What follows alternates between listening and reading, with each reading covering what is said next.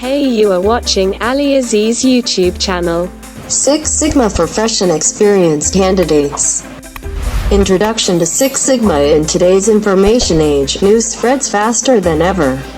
When an event happens halfway around the world, it can become common knowledge within hours or even minutes.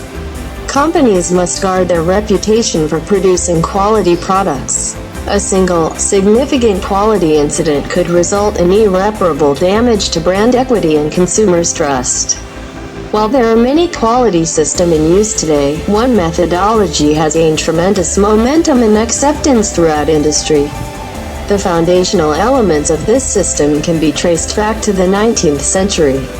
In the 1920s, Walter Shewhart, a renowned statistician, and sometimes referred to as the father of statistical quality control, demonstrated that when process variation reaches 3 sigma from the mean or average value, the process requires correction. An engineer working for Motorola named Bill Smith later coined the term Six Sigma.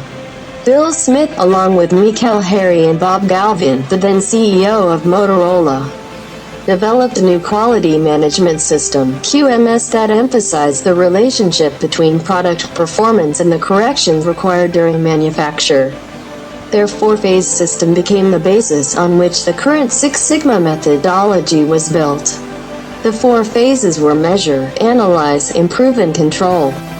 What is Six Sigma? Six Sigma is a system of statistical tools and techniques focused on eliminating defects and reducing process variability.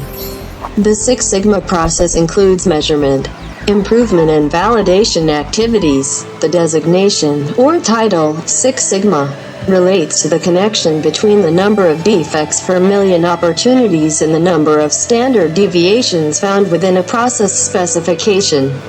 Within statistics, sigma is a reference to the intervals under a normal or Gaussian curve. Each interval is equal to 1 standard deviation or sigma. Therefore, Six Sigma refers to the plus or minus 3 sigma from the mean of the data under the curve. In the case of a normal distribution, 68.26% of the data points are within plus or minus 1 sigma from the mean, 95.46% are within 2 sigma, 99.73% are within 3 sigma. A process variation exceeding plus or minus 3 sigma should be improved. With a Six Sigma capable process, only a very small number of possible failures could fall outside specification limits. Highly skilled personnel trained in the use of the statistical tools and the techniques of Six Sigma implement the Six Sigma methodologies. The Six Sigma training and certification levels are borrowed from the martial arts. The certification or belt levels include white, yellow, green, black, and master black belt designations. Six Sigma belts. Master Black Belt. A Master Black Belt is classically trained in statistical tools, Six Sigma methodology, and management processes. Master Black Belts mentor and direct groups of Black Belts and Six Sigma teams through various problems that need to be reviewed. Additionally, Master Black Belts are responsible for the strategy and training of Black Belt level practitioners and below. Black Belt. A Black Belt receives the highest level of training in the statistical tools of Six Sigma. Black Belts, as a rule, develop the plans for Six Sigma project implementation. Their responsibilities include creating project plans, leading cross-functional projects, and directing team members, including green and yellow belts. Black Belts usually train other team members on the proper use of Six Sigma tools and techniques, such as control charts, histograms, and root cause analysis, RCA. Green Belts report to a Black Belt and lead process improvement teams part-time. Approximately 25 to 50% of their time should be devoted to working on Six Sigma projects, usually within their own functional areas. Green Belts receive training on DMAIC methodology, statistical tools, proper data collection and analysis of the data collected. Yellow Belt. A Yellow Belt should have a basic understanding of Six Sigma, statistical tools, and DMAIC methodology. Yellow Belts are often members of the workforce recognized for their skill, knowledge, and experience with the process in question. They often fulfill the role of subject matter expert (SME) for the process. They are valuable during the measure phase of a project, gathering data, measurements, and metrics. However, yellow belts are not typically involved in the data analysis process. Why implement Six Sigma? With rising material cost and ever-increasing competition, organizations must seek out methods to increase efficiency. By implementing Six Sigma methodology, an organization can improve efficiency through identification and resolution of product or part defects and minimize the variation within a process. Each Six Sigma project follows a defined sequence of steps and includes specific improvement targets. Some examples could include reduction in process cycle time, reduction of scrap generated by a process, increasing customer satisfaction, reduction in the number of factory defects, reduction or elimination of costly reworks. Every one of the examples listed would have a positive effect on the bottom line of any organization. Six Sigma is not limited to the manufacturing industry. The tools and techniques are currently being used to improve processes in all types of businesses and organizations. The tools can improve manufacturing processes, office or business processes, and customer service processes. How to implement Six Sigma? A typical Six Sigma project measures the current state and increases the performance of the business process to a new and statistically significant improved state using statistical tools. Standard Six Sigma capability refers to a very small number of possible failures that can exist outside the specification. The method most frequently associated with Six Sigma is DMAIC, which stands for Define, Measure, Analyze, Improve, and Control. Before beginning any Six Sigma improvement project, it is necessary to select a process that, if improved, would result in reduced cost, superior quality, or increased efficiency. The process also must possess measurable data, because what you cannot measure you cannot improve. The process selected may currently be experiencing quality problems or generating a large amount of scrap. A black belt or master black belt will usually initiate Six Sigma projects through the creation of a charter. The charter typically includes details of the proposed improvement project, a business case, and information regarding how the project fits into the company's goals or business strategy.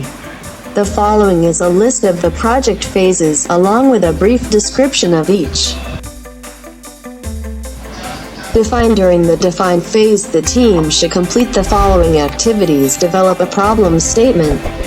The problem statement should contain a clear and concise description of the issue or issues that the project will address.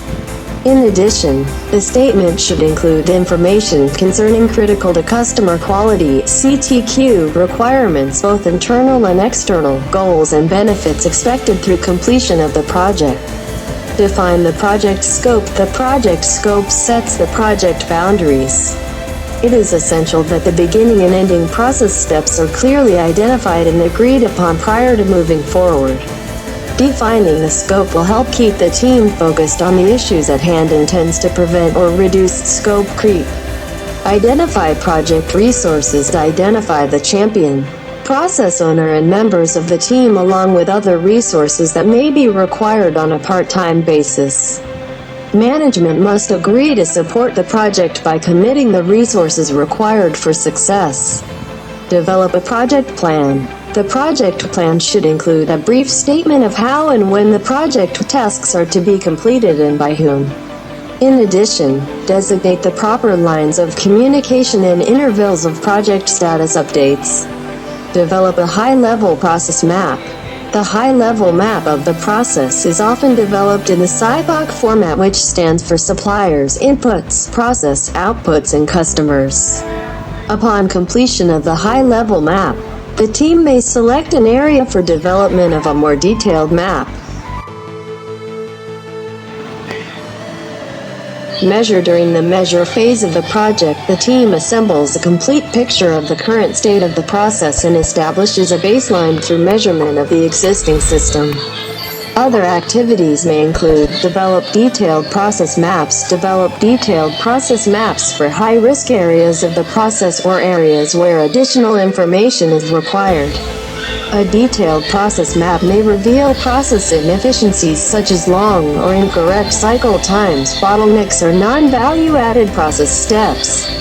The process map can also identify where data may be collected. Develop data collection plan. Define the methods and objectives of the data collection process. Identify what will be measured, the tools or equipment required, how to measure, how many and how often. In addition, determine the forms that will be used to document the data. Validate the measurement system. A measurement system analysis (MSA) may be required to assure that the data collected is accurate. If your data is not accurate, you could make decisions based on incorrect information.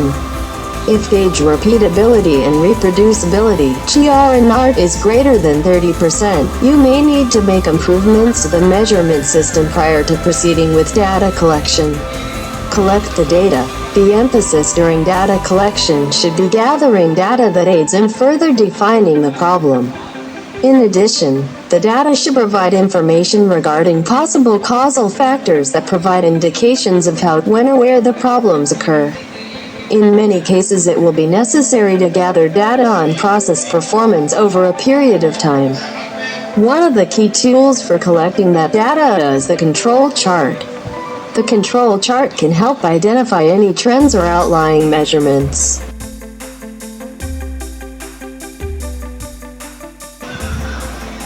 Analyze. The focus of the analyze phase is to identify all possible causal factors and determine the root cause of the problem. Analyze the data. The methods used to analyze the data depend on the type of data collected. The data can be analyzed graphically using scatter plots or frequency plots. Statistical analysis should also be performed. In most Six Sigma projects, an analysis of variance (ANOVA) is often performed. Other options include correlation analysis and chi-square testing. Identify causal factors. This is accomplished using various tools and techniques. One widely used method for gathering and organizing possible causal factors is the fishbone or Ishikawa diagram. The diagram is often used during brainstorming sessions. The diagram resembles the skeleton of a fish. The main branches of the diagram are usually labeled with the 6 megaseconds man, material, method, machine, measurement, and Mother Nature, environment. The possible causal factors are then listed under each category. The top possible causes derived from the exercise are circled on the diagram and may then be investigated further. Determine the root causes. Often we identify possible causes and implement countermeasures and the problem goes away but eventually returns. This is because we have only treated a symptom of the problem and not the actual root cause. One popular and effective method for determining the root cause is 5 why and 5 how. The 5 why method is simply asking the question why enough times until you get past all the symptoms of a problem and down to the root cause.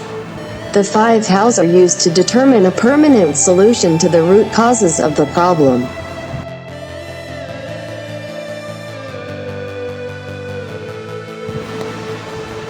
Improve. At this point in the project, the team has identified possible root causes of the problem. The improve phase should identify, implement and validate corrective actions to resolve any process issues and improve performance. Identify potential solutions. The team should identify possible process improvements that would increase process efficiency, improve quality and operator safety. Brainstorming is commonly used to generate a list of potential solutions. This can be done with a 5 how exercise or close examination of the process maps and statistical analysis results. Analyze failure modes of proposed solutions. Consider reviewing potential improvements for their risk and possible impact on other processes. A failure modes and effects analysis (FMEA) is often completed prior to implementation of any changes. The FMEA helps the team identify and address potential problems that may arise due to the improvements to the process. If an FMEA already exists for the current process, use it as a baseline and review for changes. The FMEA identifies potential risks along with their severity and likelihood of occurrence. The most critical issues are identified, allowing the team to develop a plan to minimize risk. Validate improvements. Prior to implementation, any process improvement should be validated using statistical methods. The team must verify that the improvement resolved the issue. Validation may be achieved through pilot builds, data collection and analysis, and/or creation of a future state process map. The updated map can then be used by the team to perform a Gemba walk of the process and ensure the improvements are completed and implemented correctly. Control. The objective of the control phase is to support and maintain the gains realized during the improve phase. Proper action must be taken to assure the process does not regress back to its previous state. In order to achieve this goal, the team will need to take the following steps. Update process documentation. The team must ensure that all process documentation is updated with the changes to the process due to the improvements implemented. The documents that should be updated include standard work process maps, work instructions, control plans, visual aids, etc. Associate training. Assure that all associates are trained on the process and understand the improvements that were introduced and how it affects their responsibilities. The associates should be informed of the purpose of the changes and the benefits of making these changes. Implement statistical process control (SPC). SPC will monitor the performance of key steps in the process that relate to the CDQs identified during the defined phase. The control chart should be updated on a regular basis. The associates or process owners should review the charts for any evidence of shifts or trends in the process. Create a process monitoring plan. This is one key area where Six Sigma sets itself apart from basic project management. The purpose of the monitoring plan is to document how the performance of the process will be monitored over time. The plan should include the metrics that will be monitored, the method of documentation, frequency of measurement, and sample size. In addition, the plan should specify who will be notified if there is an issue, the method and timing of the communication, what response is required, and who is responsible for executing the response. Celebrate. The team should celebrate the successful completion of the project. Management should acknowledge the effort put forth in completing the project and the benefits realized from the project.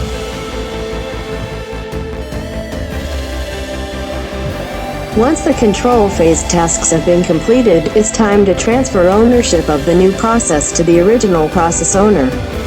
The team should discuss with the champion or black belt facilitator any opportunities to carry over the improvements made to other similar processes. Six Sigma and the DMAIC process work. Many organizations have realized enormous benefits over time. Be careful not to attempt to solve every problem right away. Try not to go outside the boundaries of your project scope and do not skip any steps in the process. Trust the process and it will work for you.